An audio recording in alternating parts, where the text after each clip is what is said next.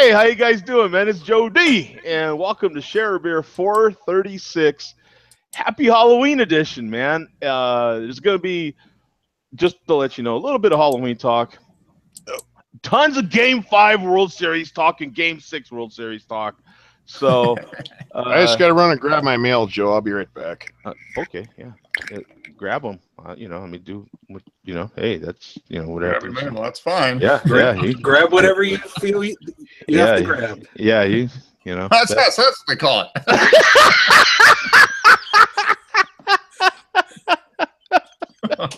It's so funny he said that too, because when I was at work earlier, one of the guys, he reached over and poor guy, all he did was try to reach for his lunch. You know what I'm saying? And he tries to grab his lunch and he's like, oh, sorry. So he had to reach over someone. And so he's apologizing because he had to reach over him. And he's like, sorry, man, I was just trying to grab my sack.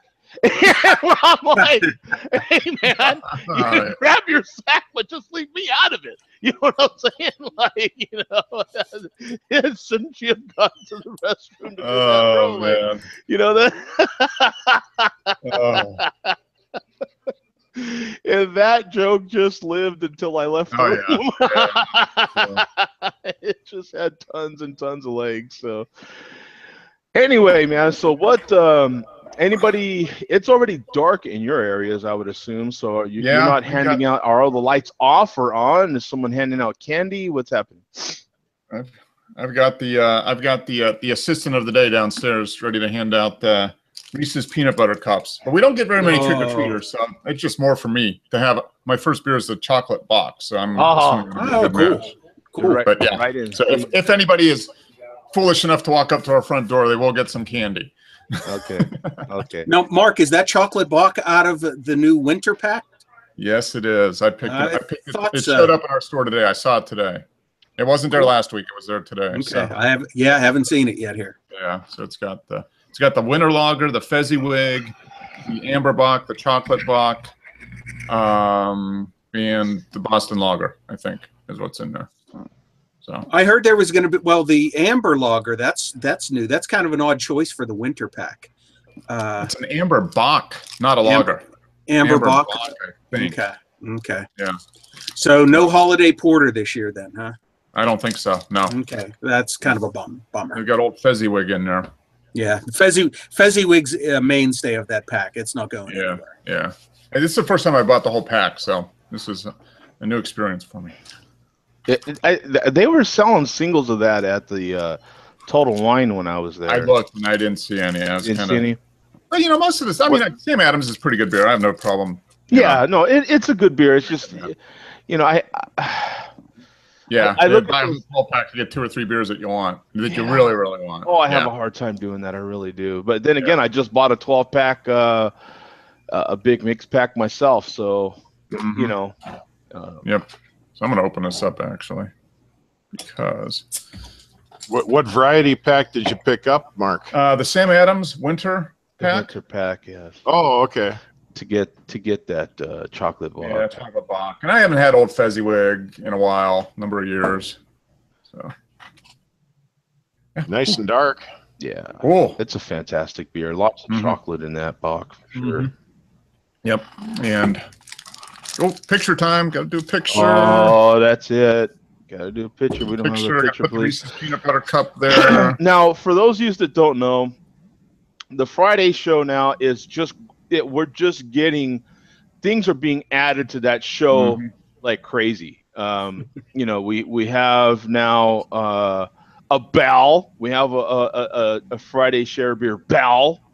We have is that bell going to be a permanent part of the show now? I think so. As long as whenever Nery's there, he's going to have the bell. Okay, cool. Yeah, cool. Nery's in charge of the bell. More cowbell. So. We can yell more cowbell. Yeah. We more cowbell. So whenever you make a good point, there's a bing. You know what I'm saying? So then it's the exclamation point there. The bell. It's a pretty cool thing. We have our own. We have our sponsors. We have an actual little commercial in there in the middle. It's kind of cool. A little financial advice in there. So You can get that in there. So there's a lot of stuff happening in the Friday show now. So the Friday show's trying to catch up to the main show, to the Tuesday show. So, but it's not. I am, dude. Look at how bad I am. I've got the tee with the little tag sticking out there. So that's a pinky out tee right there, man. You know? Oh yeah. Yeah, you got it. That's a full foo type tea right there. I miss the days. What about you, Bum? I miss the days when the chocolate box used to be a 2-year deal. Like every 2 years, it would come out, and it was in a bomber. And yeah, I don't know how many years they did that bomber. I think I mentioned to you, I still have one down in my garage. Yeah, I have one unopened, and I can almost guarantee you it's probably undrinkable. That's certainly not one meant to be aged. Yeah. No, because I think what is it, Mark? 6%, 7%? I think it's actually like 5.5. Yeah, it's not that high. Yeah, it's 5.8. Looks like. So just under 6. Yeah. Okay. Yeah. No, I've got it. You've got 6 months on one of these probably. I mean, that's because it's going to start losing the flavor and just start breaking down. Yeah. Yeah. But it's a it is a great beer. And what do you got, Bum? Well, in keeping with the spirit of the holiday, first of all, I'm still on vacation. Yes. Don't have to wake up tomorrow, and since it's Halloween, and since Share a Beer is not going to fall on Halloween again for who knows how long, 7 more years, I guess, I decided to break out a special beer tonight. Ooh. Good. Yeah. Got a cork in it. Yeah. This has been in my fridge for, I'm going to guess, at least anywhere between 5 to 7 years. Wow. This is Fegley's Brew Works in Allentown, PA. This is their Imperial Pumpkin Ale. Ooh. And it's still got the original $10.95 price sticker on it. I didn't intend to age this. I bought it when it was a year old, and I just never drank it. It's just sat in my fridge waiting for the perfect reason to drink it, and tonight is the reason. So I'm going to bust this open. Awesome, I do have my beer towel here in case of emergency, and I'm not going to try and get Neary smoke, because this is one I do not want to put too close to the computer. So you get good smoke out of cork beers, though. Yeah, I know. Usually you do. If I see it's safe, I'll try to. Here we go. There we go. Oh, hey, we got a little bit of smoke. I saw a little bit. Nothing. There was a good pop, though. Yeah. So I'm saw a small puff, and I think is that a 2012? What is that? There's no vintage on it. Like I said, if I went back to my records, I might possibly be able to tell how old it is. But I'm just a rough guess. I'm going to guess I bought this anywhere, I don't know, somewhere around 2011, 2010, around that time. So, and I am in keeping with the theme. I think I showed this glass last year. This is my Union Jack pub in Winchester with the pumpkins on it. So here we go. Certainly smells good.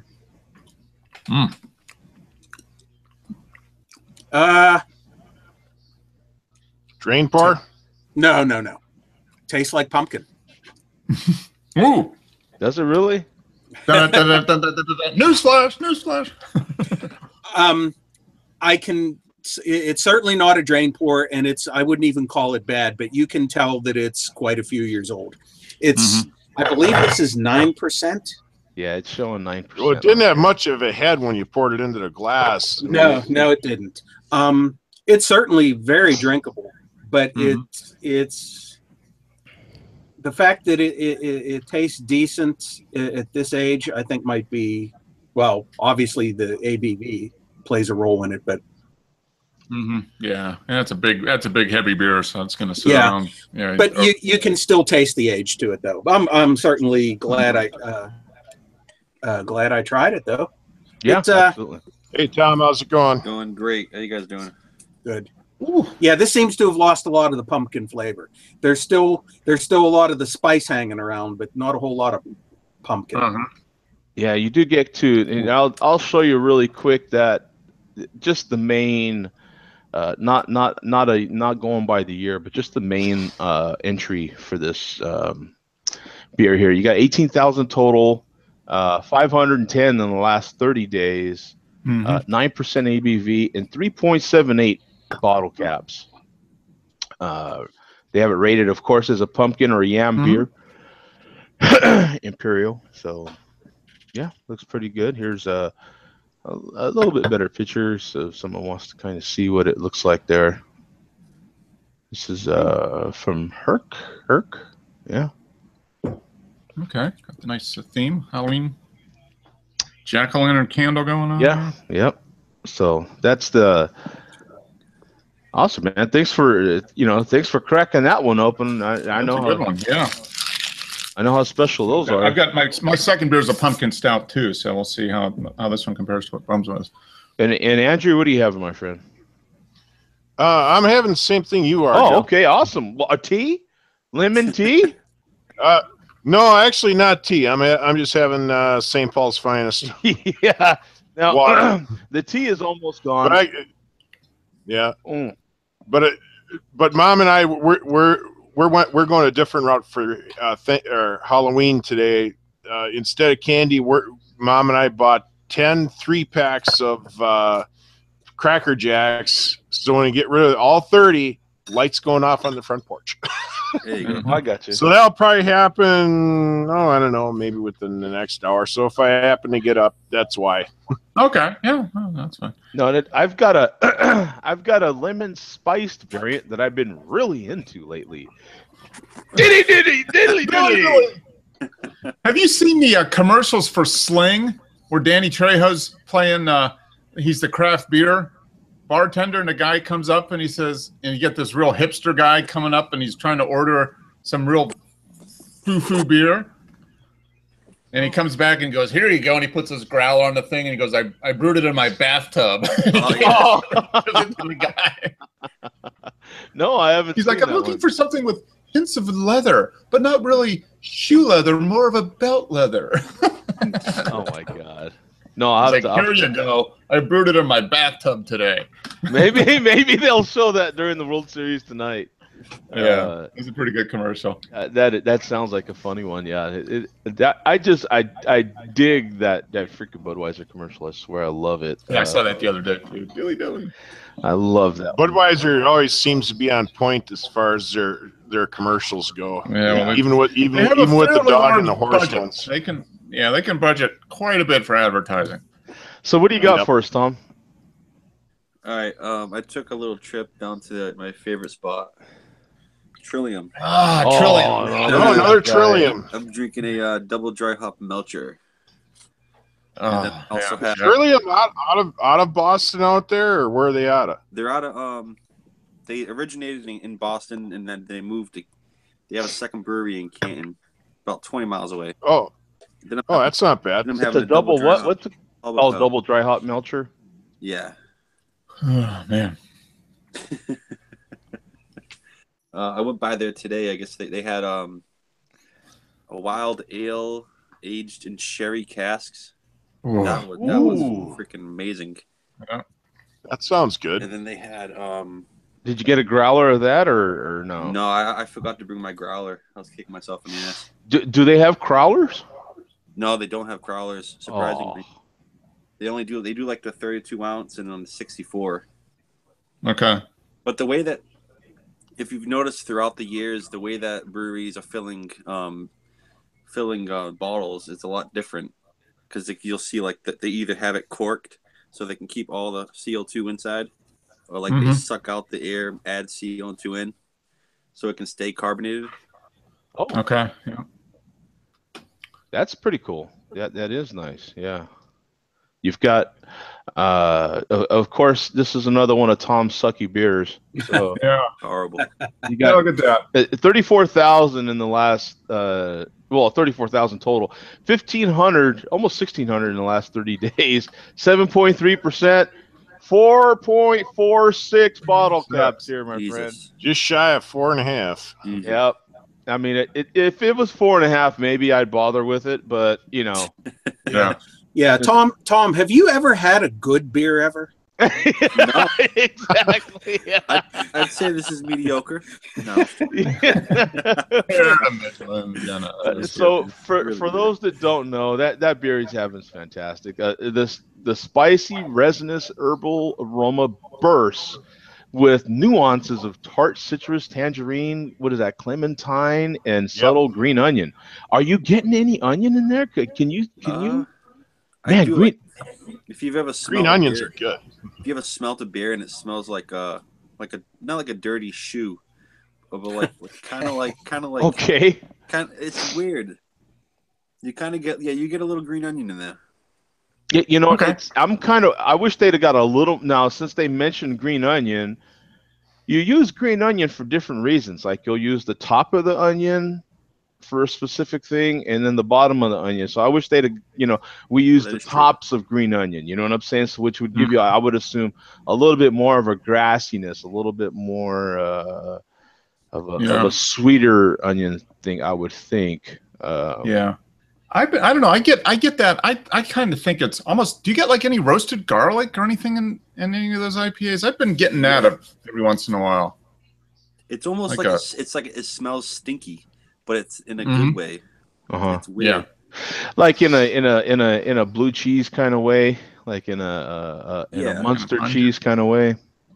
That cheesy funkiness a little bit maybe. Like, it's bad, but you know it's gonna be good. That type of thing. Yeah.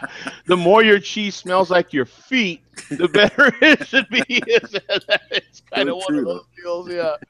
You're like, if someone, if your other half put their feet next to your face, you'd be like, but if it was cheese, you're like, hey, get the crackers. You know what I'm saying? Right. Yeah. And of course, I feel like these are kind of stupid questions, but in the malt build in that beer is how's the mouthfeel and everything.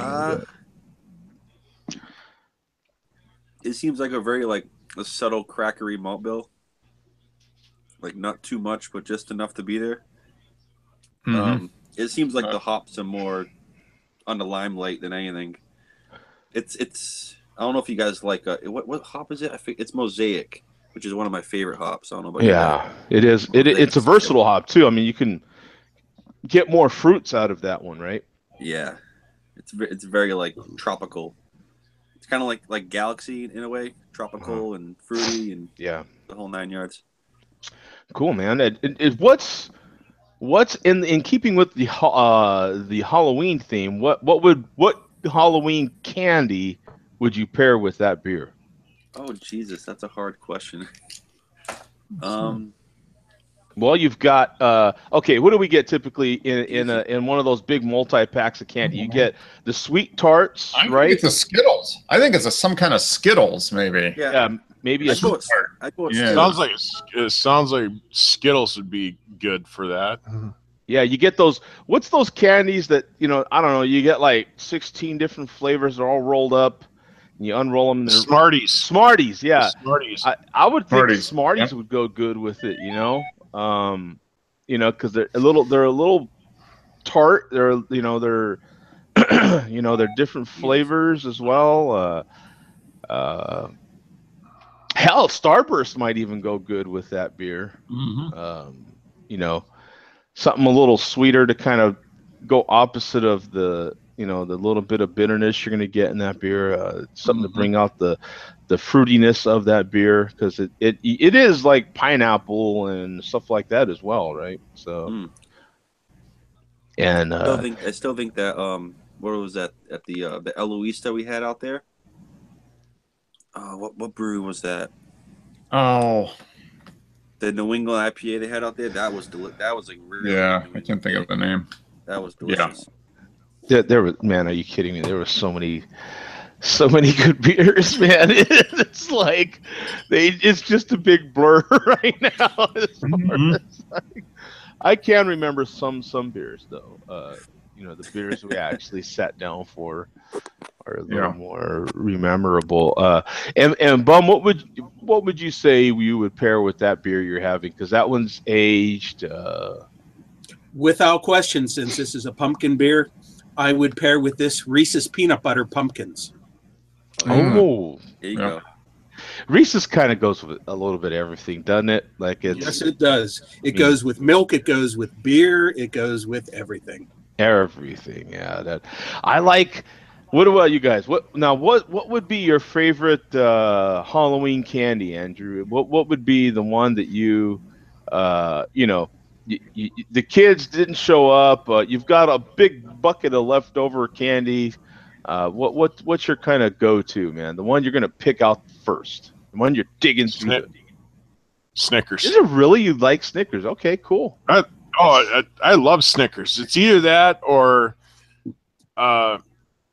you guys may not get it in your area, but Pearson's salted nut roll. You want to have something good? Pearson's salted nut roll, made right here in St. Paul. Yeah. They also they also make a covered chocolate covered nut goodie as well. Pearson would make the best nest. And I already know Joe's going to try and make a double entendre out of that.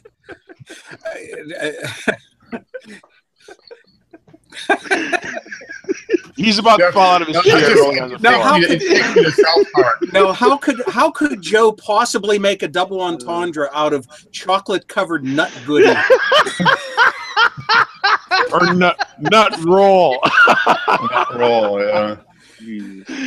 It would be so hard. Oh, okay. I'm glad he shared that with us, though. That is hilarious, man. I'm gonna have to come up with a Joe's nut roll, man. Maybe like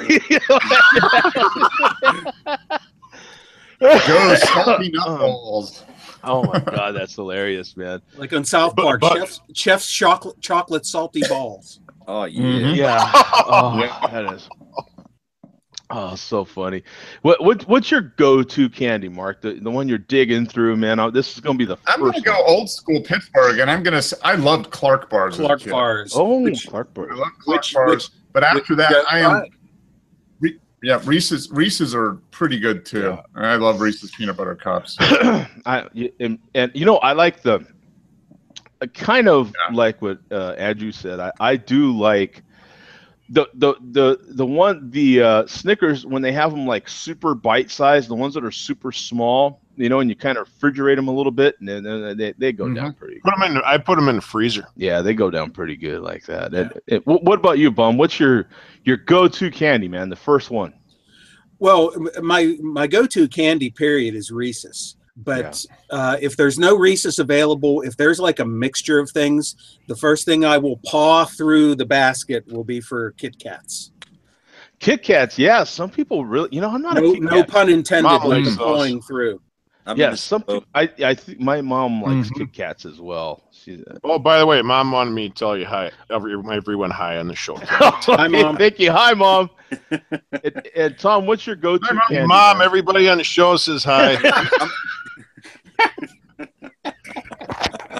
No, everyone on the show says hi. Everyone's laughing.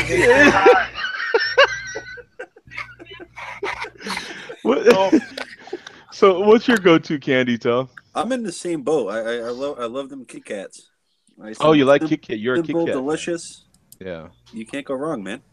I'm not a Kit Kat guy. I guess I'm not a fan of the wafer so much. You know Yeah. I mean, it's definitely wafer centric candy. Yeah. Like crunchy wafers. Yeah. Anybody here a Butterfingers person? Oh yeah. Yeah. Those are good. Butterfingers. Yeah, sure. I've never been a Butterfinger person too. I know a lot of Butterfinger people. So any candy to me with any hint of peanut butter in it, I will automatically like. Oh really? So that's a good. You know, it's funny for me because I don't like most peanut butter candies per se. You know what I'm saying? But Reese's, I like the Reese's that are those thick ones now, and they have chunky peanut. You know, the peanut. Yeah, in there it's a little chunky. Though they've also got an M&M one now. That's a thick one like that. Oh, I've seen that, and I haven't tried it yet. Those thick Hershey's are kind of good.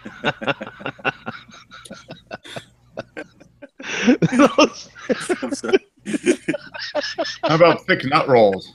Yeah. King size nut roll. Yeah. Yeah, I like them big and thick. You know what I'm saying? Yeah. They actually Someone say make it takes all he does. they actually make a 10-pounder, Joe. Oh, yeah. Nice. That's funny. So, you know, it's a shame you already titled this show, Joe. That's all I can say. Yeah, there's a couple of reasons for that, because you know that it could you know, who knows what the hell the title would be if you just, you know, it would be something, you know, awful. No, it's a good title. It's a good title, but if this was any other show, boy, we would have 10 potential titles already. Right. You know, my mixed. I'm a little mixed because I do still like the Halloween corns, those little corns. The candy corns, those are the most polarizing candies ever. I know people that despise those things. Yeah. I don't like them. Yeah, I'm not My dad loved them though. Yeah, they're not my favorite. Peeps are pretty polarizing too, but that's not really a Halloween candy. But. Yeah, they're not like my favorite. I'm not digging through for them, but when I see them, I'm kind of happy to at least have a couple, and then I'm pretty much good. You know what I'm saying? But I do like to. I'm like, oh yeah, the candy corns. I like to have some of those. I definitely like Snickers too. I'm also a Snickers fan, so I definitely like to have Snickers. But I do like those new little bite-sized ones. I'm a huge Twix fan. I love Twix. Yeah, those are good. I like Twix. Throw them in the freezer too. Yeah, I love Twix. You know, Snickers, Twix, Reese's. I'm pretty much good. Almond M&Ms, and for some reason I can't find them all of a sudden. So at least at the truck stops that I go to. I mean, I'm sure they're out there somewhere, but almond M&Ms are one of my faves too as well. The old school Mars bars, but now they're Snickers with almonds. I like that too. The old school Mars bars are good too. I have not had Zero bars. I've not had a Zero bar. I used to get those as a kid at in the summertime at the pool. They would have them frozen. Oh yeah, like frozen Zero bars, and those are really good. Those have the coconut, right? Yep. Yeah. And white chocolate. Yeah.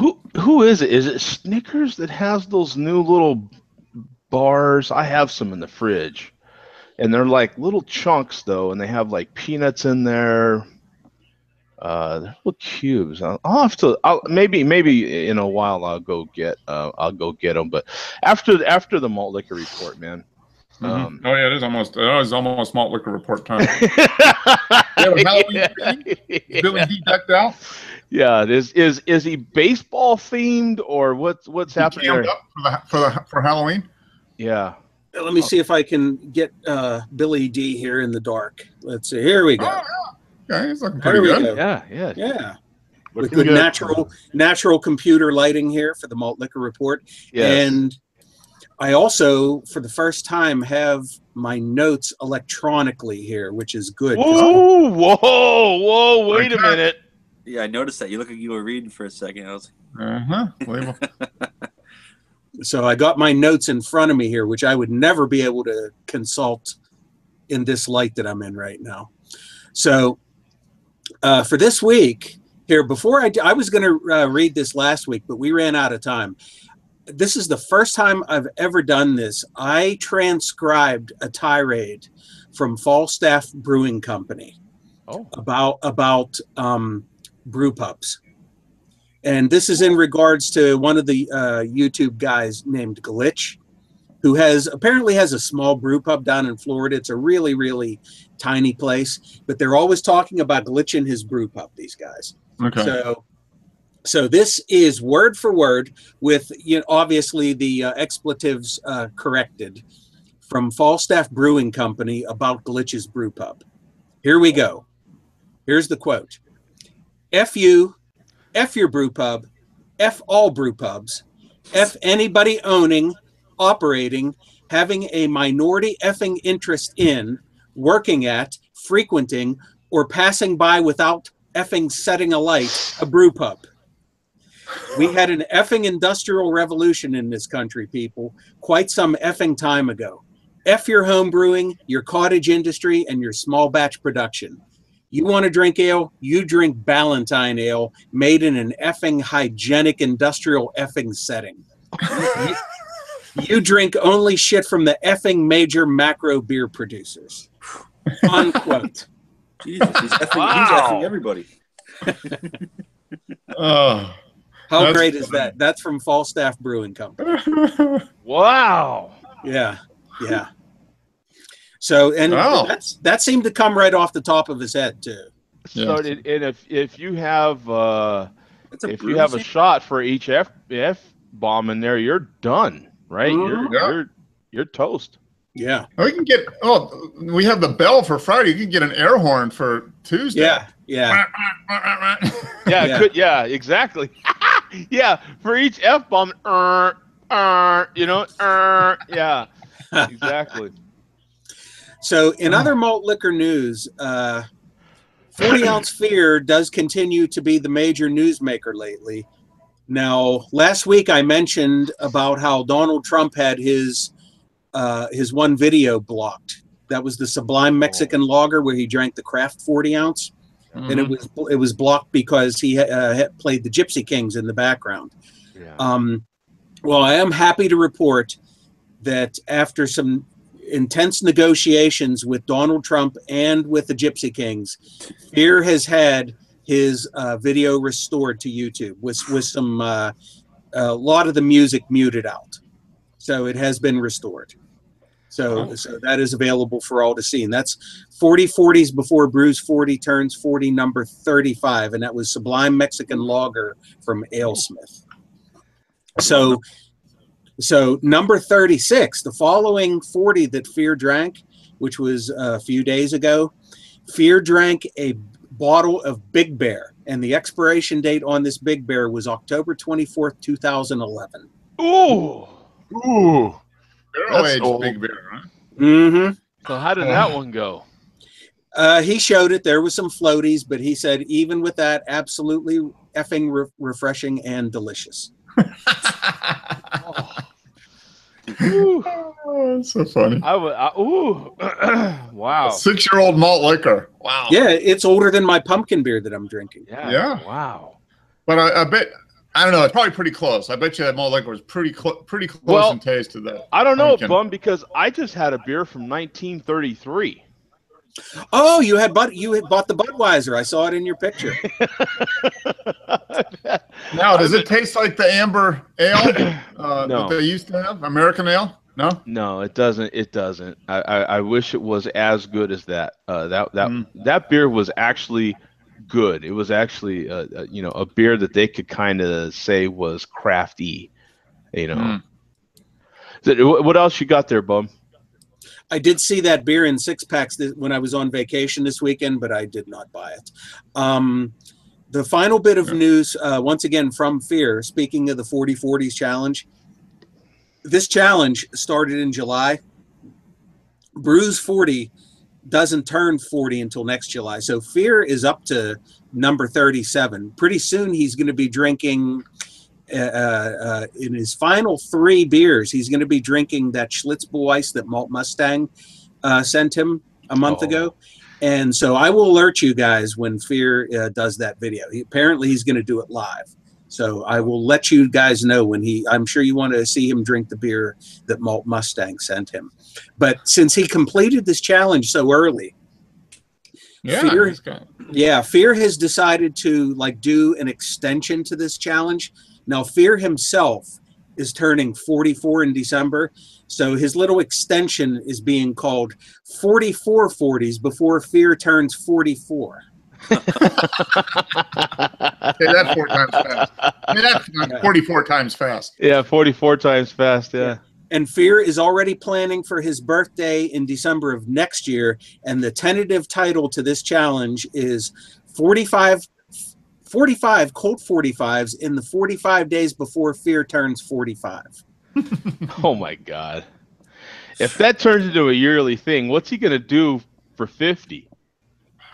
That's a good question. I don't know. But so far the numbers work out. And at least with the 45-45s challenge, he doesn't have to drink 40s. There's all kinds of different cold 45s he can drink. Yeah. Has he tried getting anything from across the pond? Has he tried getting anything? No, Fear does not. I don't know if I've ever seen Fear drink an import. And I don't think anybody abroad does anything in 40s, do they? I don't think they do. I don't even know, to be honest.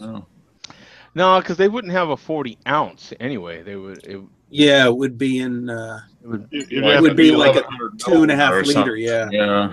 Yep. It'd have to be an imperial measurement It'd too. Be like a 1200 or something. Yeah. Yep. I got an alert from that the big Samoan or Hawaiian guy that there was a fail video that he did, and he's still around. Okay. I didn't see the video yet, but I did get an alert from that guy that he posted a fail video, and I could only imagine what that would be. Yeah, really. Because that guy could pound some beer, man. I'll give him that. Wow. Yep. Yeah. That guy pounds beer, man. I only have one final malt liquor note. Now, I mentioned last week, once again with Fear, about how he does his weekly NFL video where he has a derogatory name for whoever the Packers are playing. Well, I must say he has been he got scooped on this by 209 J Jones. 209 J Jones did a video last night, and the Seattle Seahawks, the best Fear was able to come up with a couple of times was the Seattle Sea Dwarfs. That's the best he could come up with. Yeah. Well, in a video posted by 209 J Jones last night, he called the team the Seattle Suckhawks. Now, I said Suckhawks with an H. Anything else that anybody is hearing, that's your own. I heard Hawks. Yeah, that's the Seattle Suckhawks. Yeah, I love the hate on Seattle. That's for sure. Yeah. So that is it for the Malt Liquor Report on Halloween night 2017. That was our Halloween edition of the Malt Liquor Report. Very well done, Bum. Thank you very much. Catching us up, and Billy as well, and Billy D as well. Good job, Billy. Good job, Billy. He's definitely keeping us entertained there for sure, man. That that malt liquor community just keeps it alive, man. It's just they're a trip. Keeps it real for us craft beer. Exactly. Yes. For all us craft beer pinky outers over here, huh? Pinky outers, yes. In reality, we're all beer drinkers, so we're all united. Right? Yeah. We just need to come together, brother. Come together. We're gonna have to have a beer reunion fest. We need to have a convention. Yes, where we sample theirs and they sample ours, and we can all kind of cow at each other like, oof, what the, oof, what the, their life, and we can take it to our life. I have a feeling we would have a harder time stepping into theirs than they would ours. I have a feeling, man. I don't know, because I feel like, I mean, I could drink a 40 and be fine. Like, it's not gonna taste good, but I think if there's a lot of beers that they drink. I remember when I first started drinking, I wouldn't even touch it. Beers that I drink now. You know what I mean? I think it would be easier for them, because with us, it's about the taste, and with them, it's about the alcohol. So it would be much easier for them. Yeah. It's not to say, too, that they have to like all craft beer. I mean, but there's tons of craft beer that is very, very drinkable, very sessionable for sure.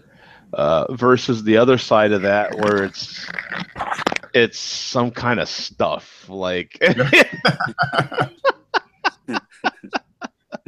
the emphasis is on drinking quantities of beer, not quality beer. Right. So it's which is like you were saying, Tom. I mean, it's fine. We like to poke fun, and that's all I'm really doing is poking fun.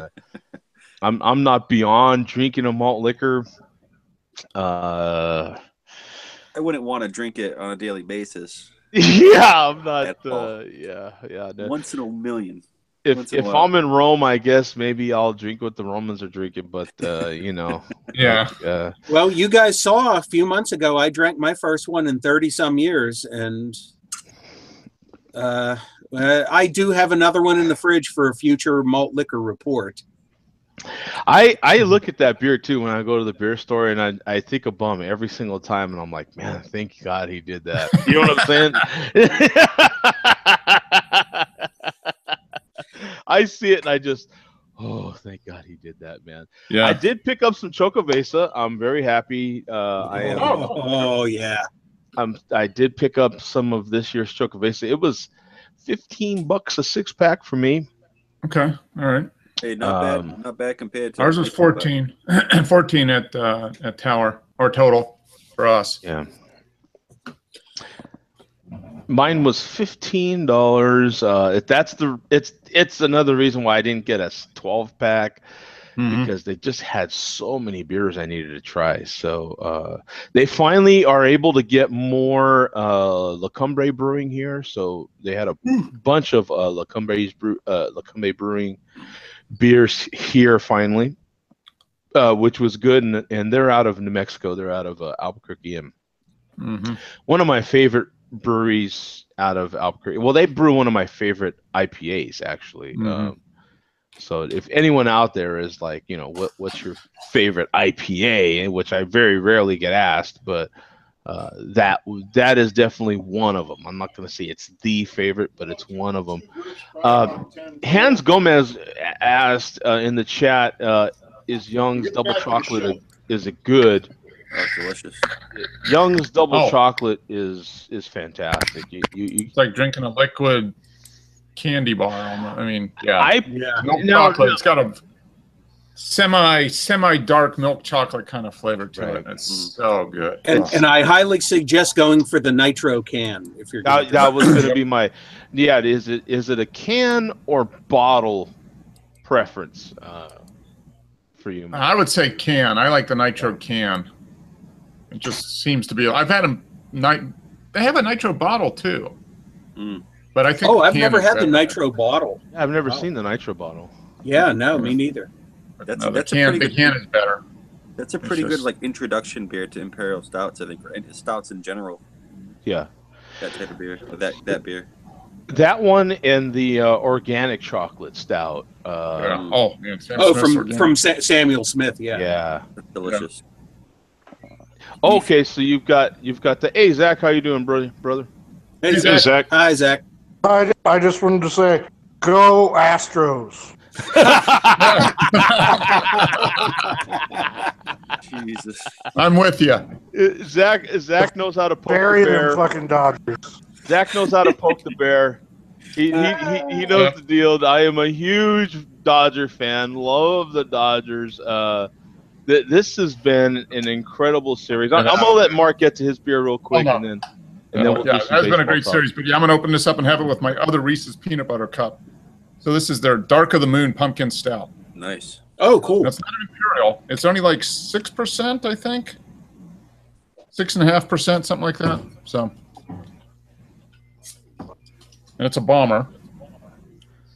Yeah, 6.5. I'm showing you. There we go. Let's see if we get some pumpkin. I hope. That's nice. Wow. Nice looking beer. About a 2-3 finger head on that, looks like. Wow. Yeah, I'm getting lots of pumpkin pie spice. Sort of slightly sweet. But yeah, lots of cinnamon and like allspice in this. Ooh.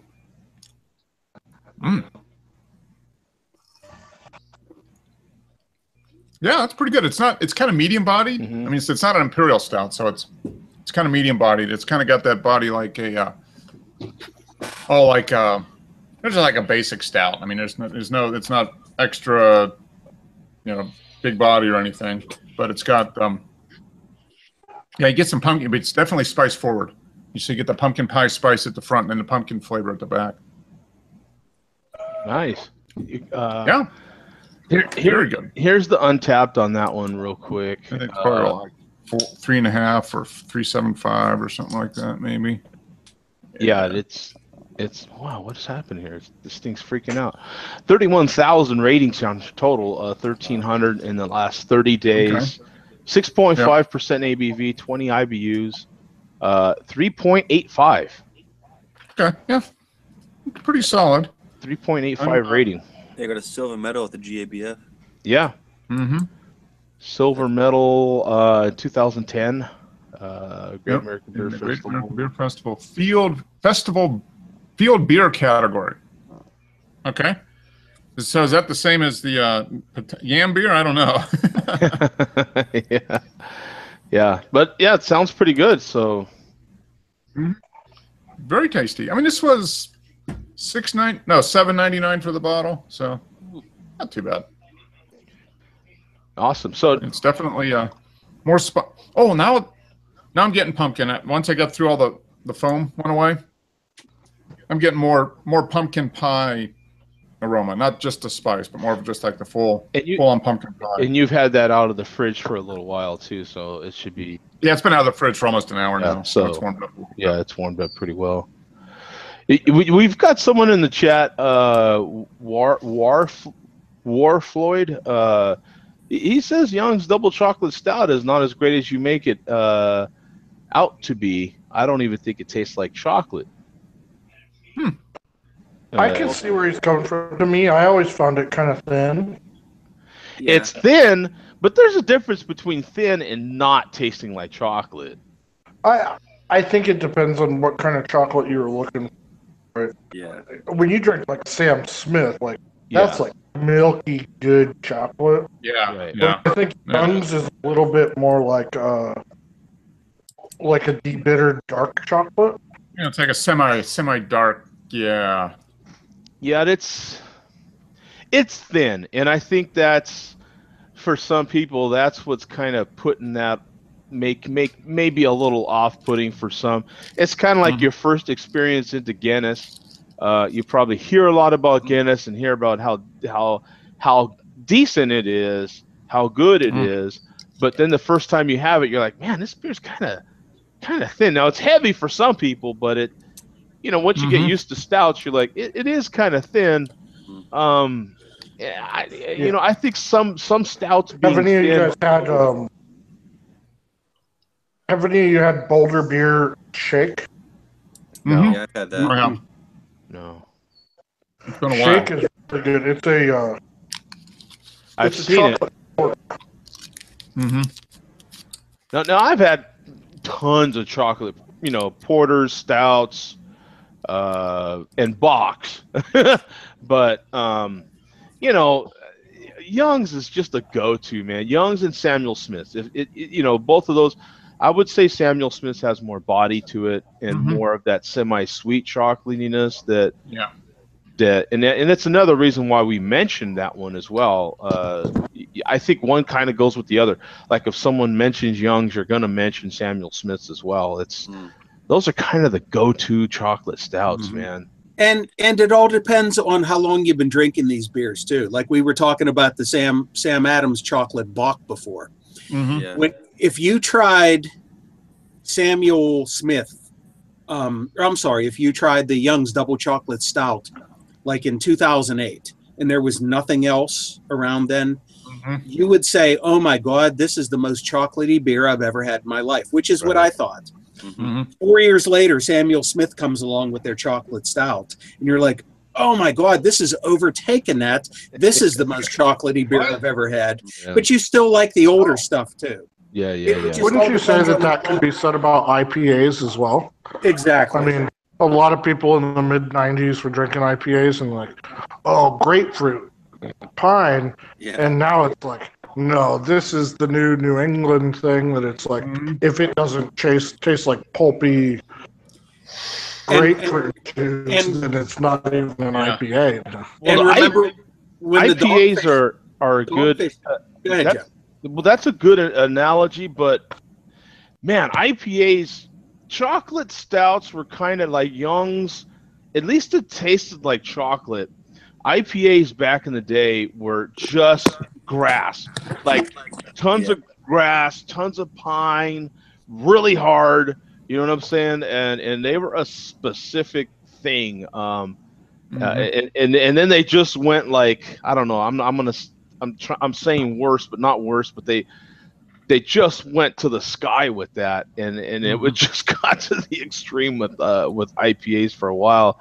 It was kind of off-putting, man. It was just like, okay, you know. Well, I think as brewers have, you know, with chocolate, with spices, with juices. I mean, look at any of these pumpkin beers. We all used to think, you know, Southern Tier used to be the end-all be-all of pumpkin because it was pumpkin pie. It was, and now you kind of taste Southern Tier and go, oh, that's kind of light. I mean, you look at some of these like gingerbread cookie beers, or we make an Oreo beer. We made an Oreo beer 3 years ago. And then I just had one from another brewery in town yesterday, and I mean, it tastes like I put Oreos in the blender with vanilla ice cream. Oh, you know what? Speaking of Oreos and beer, you know what? You know what? People thought I was nuts when I did my Oreo pairings years ago. Those are years ago now. Oh, I love Oreos. And there are breweries now that have literal days to pair Oreos with different beers. Yep. No, Girl Scout thing. cookies too. I bought Girl Scout cookies. The last shipment that all the girls got their cookies this year, I bought a case of each cookie so I could brew the beer in time for it to be ready. I want to make sure Bum gets his point in. What were you going to say, Bum? Oh, no, I was just going to say with the IPAs, remember when Dogfish 60-minute IPA was like the... Oh my God! Everyone was like, "Oh, I've never tasted anything like this before." 90 minute. Yeah, the 60, the 90. Yeah, and it's amazing how it just depends on when you first consumed a beer. That I think like sketches your perspective on the way you're going to see things from then on. Right. Yeah. No. It seems like breweries are they're expanding their employees into like chemistry wise. It seems like they're understanding the beer more and more and more, and the yeast they're using, and to make better beer overall. Because 5 years ago, I think what happens is there's so many of them now, so many breweries, and they all share. I mean, they all share their recipes and their ideas, what works and what doesn't. So now they just got a much larger set of data and experiences to draw from.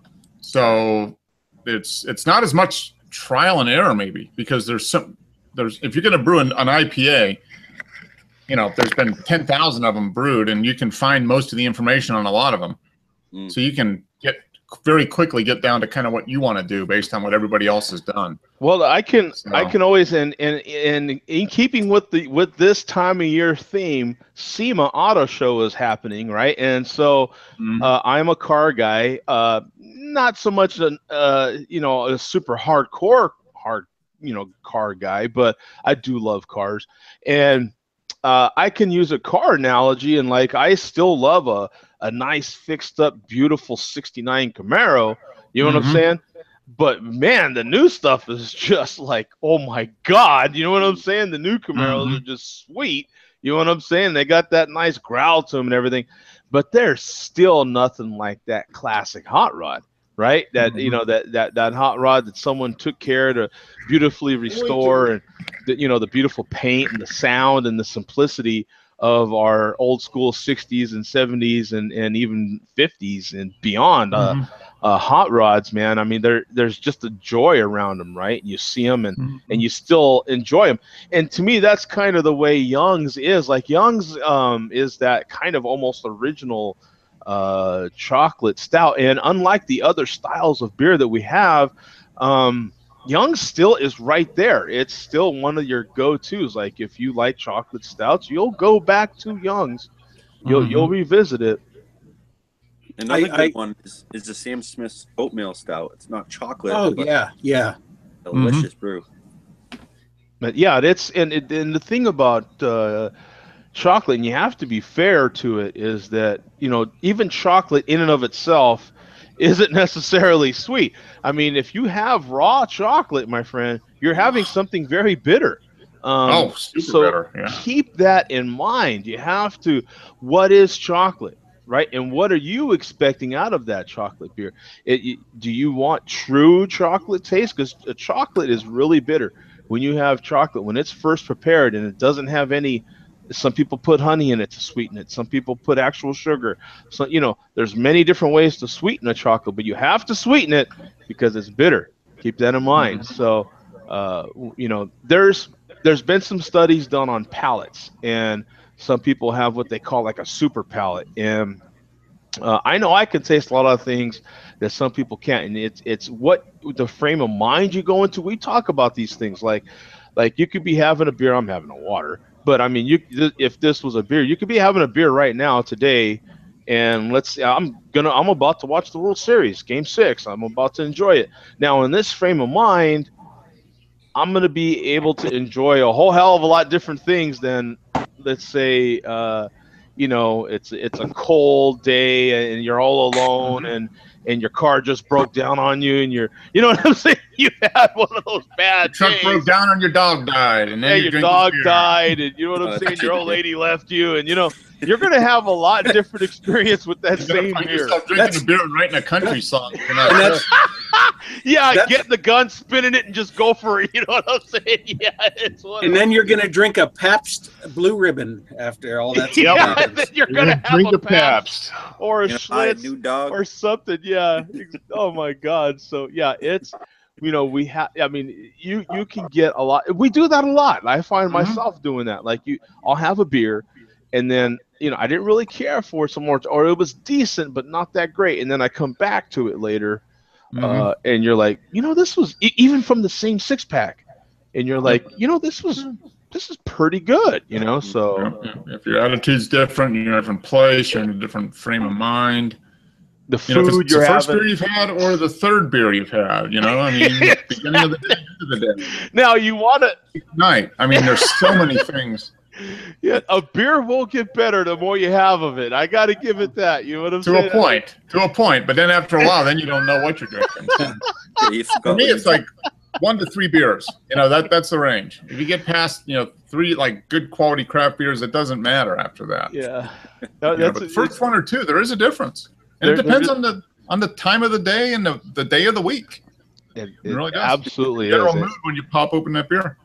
It's why I'm real picky about when I review a beer, you know, you know, because I want to be fair to that beer, and you really can't because there's so many variables into that.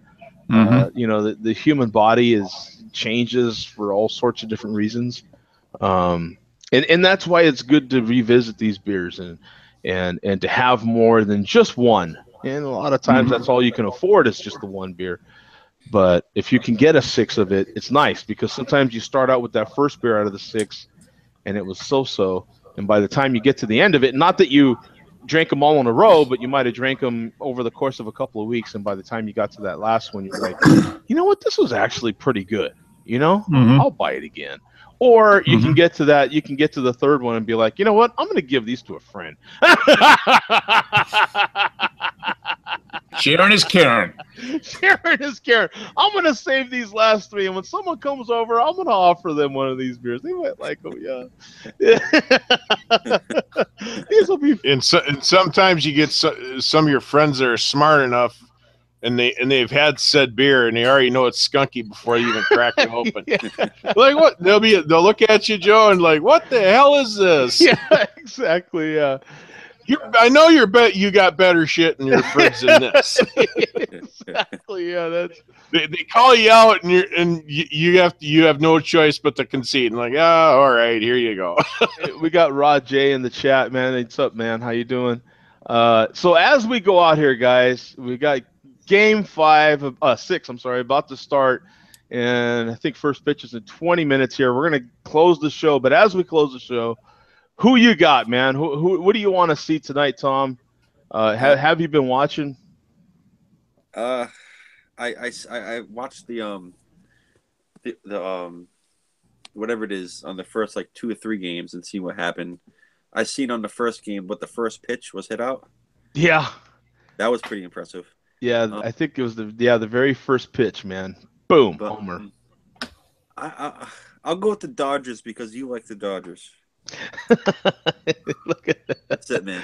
I love the Dodgers, man. I do. I'm not. God, I wish I was one of those guys that could know all the players and all that. And as much as they switch around these days, who in the hell can know all the players? But Yeah. you know, there are some baseball fans that like it's a full-time job just keeping up with who's on what team and who's going where and what their percentages are of this or that, or you know, who you like, Mark? What are you looking for? I'm going with Houston. I mean, I've kind of, you know, just because they haven't won one yet, ever.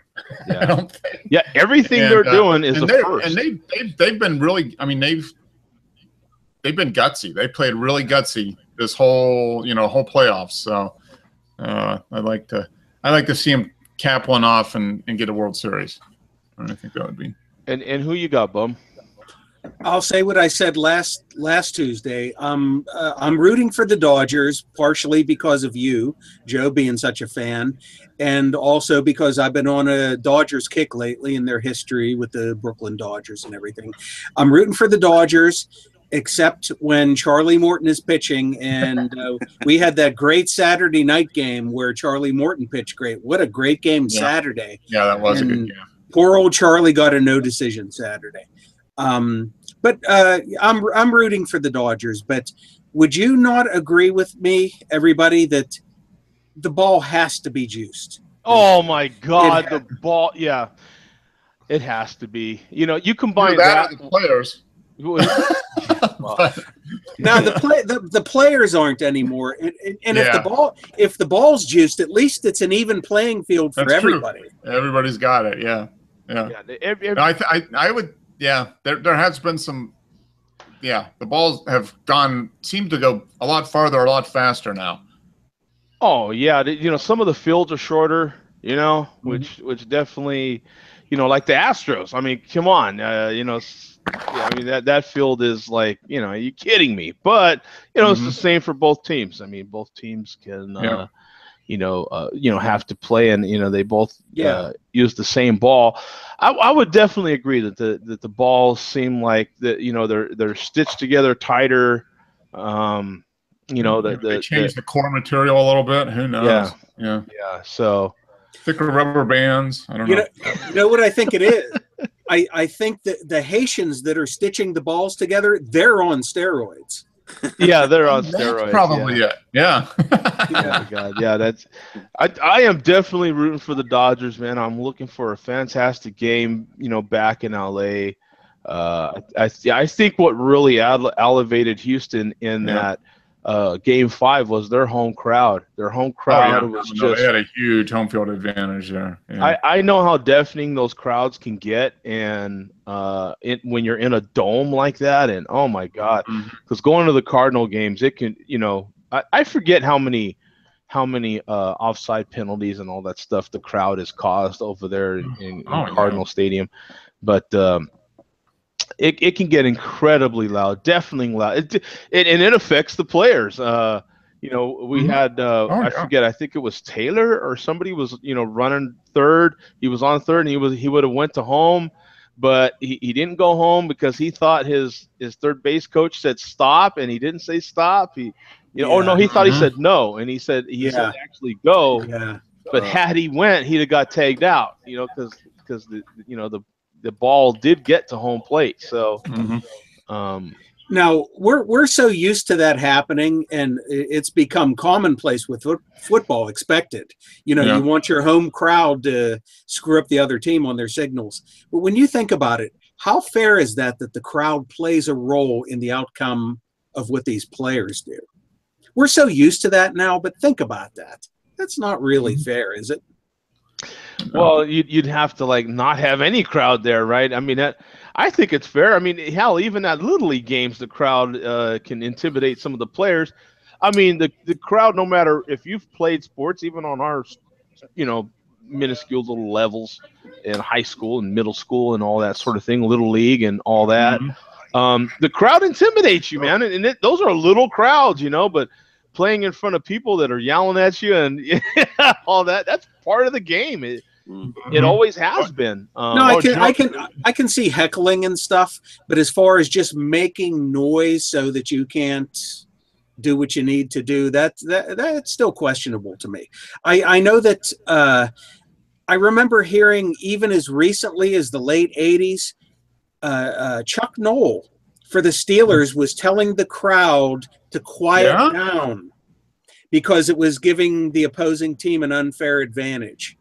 That's just all gone away in the last years. I mean, you get that a lot where even the home players will try to quiet down.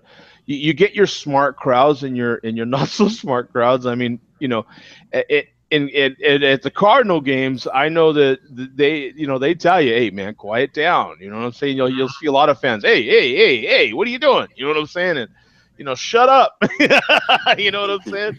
When your team has the ball, and of course the other team has the ball and it's on, That's just, I don't know, man. To me, it's always been part of our sports. Like, it's just, no matter what the decade or no matter what, it's just always been part of it. On every level I've ever played, it's intimidating to play in front of people. There's never been as a matter of fact, it's you had that one game, I think it was a few years back in baseball, where they played the game and no one was in the field. You remember that? Oh, that was in Baltimore after the riots. Yeah. And there was nobody there, and it just seemed like a weird game, And there's never been a game like that in the history of baseball. Like, there's, what I'm saying, as rich as the history is on baseball in America, at least. Like, it's. Didn't Baltimore essentially call martial law on that after the riots? I think. Oh yeah, they did. They pretty much shut everything down. So it's That's what I thought. Yeah, same with soccer in Europe. Yeah, like Kent. Soccer's crazy. I mean, they're nuts. Like, it's part of the game. Like you yell at the refs, you yell at anything. I can understand yelling at the refs and all that, but as far as the crowd affecting what another team does because of the volume, that's always been questionable. Don't get me wrong, I've come to accept that that's what happens, in 2017, but I've always just questioned that a little bit as far as that. Should that play a role in the outcome of the game, the crowd? Yeah, it always has. I mean, you can go back to like when the gladiators used to fight each other, for Christ's sake. It was all to the crowd. It's been a part of any spectators. I mean, that's spectator sports. You've always had, as a matter of fact, it's starting to happen in golf now. Like, these guys have had it quiet for so long, and now it's starting to, they're starting to get some noise, and they've actually got to bear down and concentrate, and actually focus like the rest of athletes do. Is it happening? Is it happening in tennis yet? If you're a true champion, you can go into anywhere, the loudest of anything, and win. In my opinion, that's a true champion. Yeah. You could do anything. Well, I know one sport that isn't affected by crowds, and that's NASCAR, because they can't hear a damn thing anyway. Exactly. As a matter of fact, that's a sport where it's the opposite. They affect the crowd. Yeah. Okay, Mark, that and NHRA drag racing, quarter mile. Yeah, that's true. Yeah, but there's long periods of silence for that sport too, and then it just gets loud for 5 seconds, and then it's quiet again. Yeah, with NASCAR, it's like, oh my God! Yeah, oh my God! Yes. Oh my God! It is just so loud when you see people there without earplugs, or I don't know how they do it. Yeah, I mean, in the stands. I mean, it's just so loud. There's not many, but yeah, the ones that do typically have blood running out of their ears because or they're already deaf. Yeah, it's just so loud. Yeah, sometimes I'll try it. I'll have my headset on like this, and I'll be like, okay, I'm gonna try. Here we go. Take them off. No, I can't take it. Oh my God, it's just too loud. It's crazy. Yeah. No, it's almost you got to put earplugs in and the over ears. Yeah, I mean, it's that loud. I mean, yeah. Yeah, but it's yeah. Like I like what Rod says here because when you're playing a sport, you're in the zone, and then all that goes away. Like it's always. I mean, even in the Roman times, it's always been a part of. It's been a part of it. Bullfighting, for Christ's sake. Look, I mean, it's the crowd. The what do you call that guy that does the thing with the thing? Matador. I mean, he plays to the crowd, right? You get like, I don't know. It's just always been any spectator sport. It's always been, you play to the crowd. Like it's okay, guys. We're out of here, man. We got 10 minutes till first pitch. So, Joe, my opinion on the World Series, I'll go with you and say Dodgers. And the only reason is, other than you like him, I got one name. Former player, now retired, Rick Monday. Oh, Monday. Yes, Rick Monday was. That is, and you don't hear his name mentioned enough either. You know, if you know of what I speak, yeah, he did something. I know of what you speak, Andrew. Yeah, with the flag. Yeah. Yep. Yeah. Yeah. That was mentioned as one of the I think the number one thing in the top 20 as far as sports moments in the last 50 years of baseball, I think. He actually talks about that. They did a YouTube video on him about that. It's only like maybe 5-10 minutes long. Okay. He was like, I really didn't think about it at the time. Right. He just said, he's like, I just wanted to save the flag, and that was it. But it had its ramifications years later. I mean, that video. It's like the Kennedy assassination. Yeah. Well, I mean, it's like were you there? Yep. Right. We're out of here, man. Sorry, but we're out of here, dude. I gotta go get set up for the game, man, and then get ready for work. So we'll see you guys, man. Thanks to everyone for tuning in, everyone that was in the chat. It was a really good show tonight. Yeah, so anybody that wants to see hopefully my iPhone comes during the show on Friday, and I will unbox it on the air. So, even if you don't get to see it, shows up. Yeah, it'll be recorded, and you'll get to see it that way too. But if you do want to see it live, hopefully it comes during the show Friday, and I'll unbox it on air here. So, all right, guys, we'll see you, man. Go Dodgers. Go Dodgers.